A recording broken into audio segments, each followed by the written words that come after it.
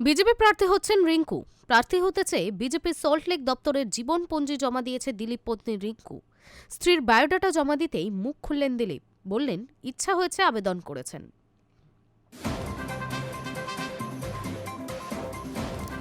দলে তার থেকে পুরনো কার্যকর্তা, ইচ্ছে হয়েছে তাই আবেদন করেছে। স্ত্রী রিঙ্কু মজুমদার প্রার্থী হতে চেয়ে বিজেপি সল্টলেকের দপ্তরে জীবনপঞ্জি জমা দেওয়ার বিষয়ে এমনটাই জানালেন রাজ্য বিজেপির প্রাক্তন সভাপতি দিলীপ ঘোষ। বৃহস্পতিবার সেই বিষয়ে মুখ খুলে দিলীপ বলেন, ইচ্ছে হয়েছে আবেদন করেছেন। এদিন ইকো পার্কে প্রাতঃভ্রমণে আসেন দিলীপ। সেখানে তার স্ত্রী রিঙ্কু প্রার্থী হওয়ার বিষয়ে প্রশ্ন করা হয়। তিনি বলেন, দলে আমার থেকেও পুরনো, অনেক দিনের কার্যকর্তা।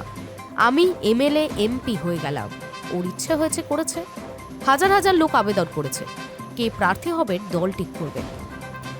সূত্রের খবর, গত 31শে জানুয়ারি নিজের জীবনপঞ্জি জমা করেছেন দিলীপ পত্নী রিঙ্কু।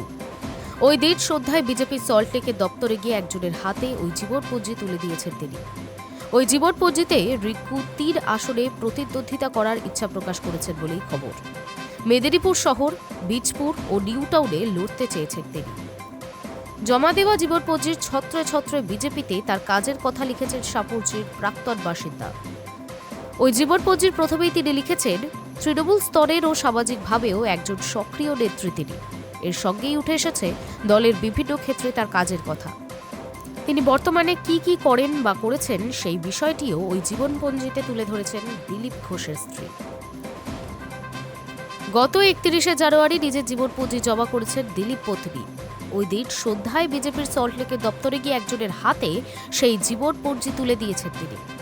এই প্রসঙ্গে রিঙ্কু মজুমদারের দাবি, আমি মিসেস ঘোষ হয়েছি মাত্র কয়েক মাস হলো, কিন্তু 2013 সাল থেকে নিউ টাউনে থাকি, দলের কাজ করছি।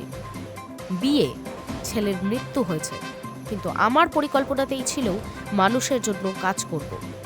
সাংগঠনিক দায়িত্ব পালন করেছি, আর সিভি তো অনেকেই জমা করেছেন। আমার তো একটা রাজনৈতিক সত্তাও আছে, আমি চাই লড়াই করতে, জিততে চাইব অবশ্যই। উল্লেখ্য, আসন্ন বিধানসভা নির্বাচনের আগে বিজেপির দলীয় দপ্তরে আসছে বহু জীবনপঞ্জি। অনেকেই নিজেদের সিভি জমা দিচ্ছেন প্রার্থী হতেছে। অন্যদিকে বাইপাসের ধারে তৃণমূল দপ্তরেও বসেছে জীবনপঞ্জি জমা দেওয়ার বাক্স। এবার ভোটের আগে দিলীপ পত্নীর এমন উদ্যোগ রাজনৈতিকভাবে তাৎপর্যপূর্ণ বলেই মনে করছেন অনেকেই। Hi news network.